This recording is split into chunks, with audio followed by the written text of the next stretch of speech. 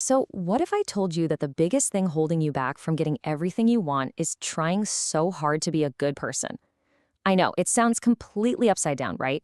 But according to Coach Banket, this is the one idea that could actually unlock your true power. Okay, let's get into this.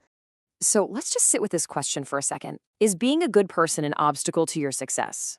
We've been taught our entire lives that being good is, the whole point. But what if that programming, that deep-seated need to be seen as good, is actually the wall between you and your dreams? We're about to challenge that whole idea.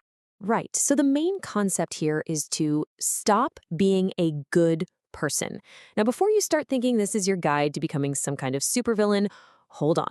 We need to be super clear about what this does and definitely does not mean. And this is the most important part. This has nothing to do with breaking the law or becoming a genuinely bad, unethical person who hurts people. Not at all. It's about breaking free from all those invisible boxes and expectations that society puts us in from day one. To really get why this is so powerful, we have to first break down what society usually means when it calls someone a good person, because the definition they use might be the problem. So in this context, the good person is someone who just plays it safe.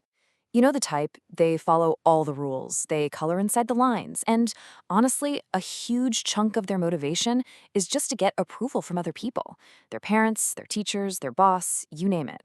Their actions are driven by what others will think, not by what they truly want inside. And wow, when you see it laid out like this, the conflict becomes so clear. On one side, you have the good person persona, seeking approval, following the crowd, desperately avoiding disapproval.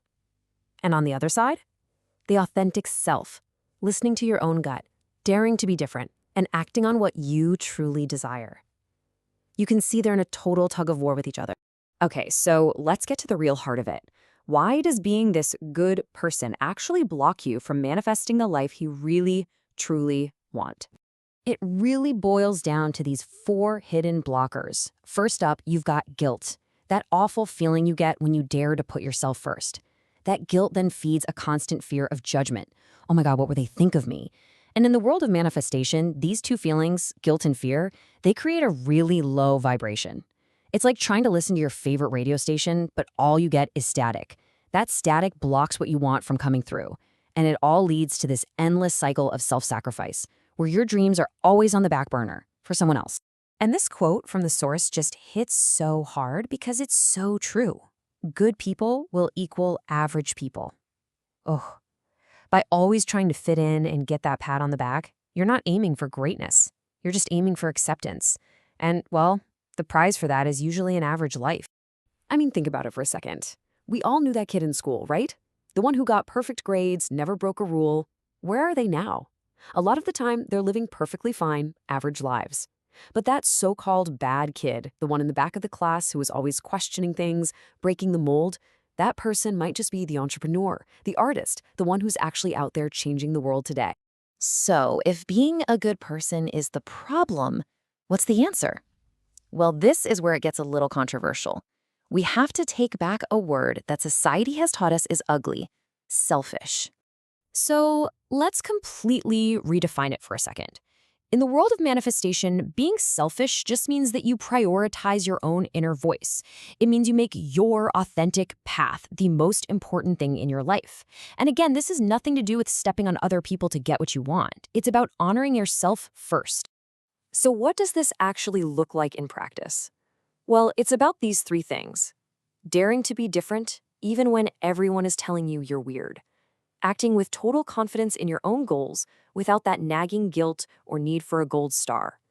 And maybe the hardest one of all, learning to completely ignore what other people might say or think. And here's the secret to why this works. The law of attraction, the universe, whatever you want to call it, it's totally impartial. It doesn't care if you're good or bad by society's rulebook. It only responds to one thing: your energy, your vibration. And a person who is authentically, confidently, and joyfully going after their own dreams, free of guilt and fear, well, that person has a powerful, high vibration that success just can't resist. So this all brings us to the final and honestly the most important piece of this whole puzzle: unlocking your true self. You know, this really cuts right to the bone. From the moment we're born, we're basically trained to perform in ways that will make other people love us. We do things to get approval from our parents, our teachers, our friends, everyone. But in all of that training, how many of us were ever really taught how to act in a way that earns love and respect from ourselves? So I'll just leave you with this one last thought to really chew on. If you could strip away all the societal pressure, all the fear of being judged, and all the guilt for wanting a life that's truly your own, what is that quiet, authentic voice inside of you telling you to do right now? Because that's where the real magic of manifestation actually begins.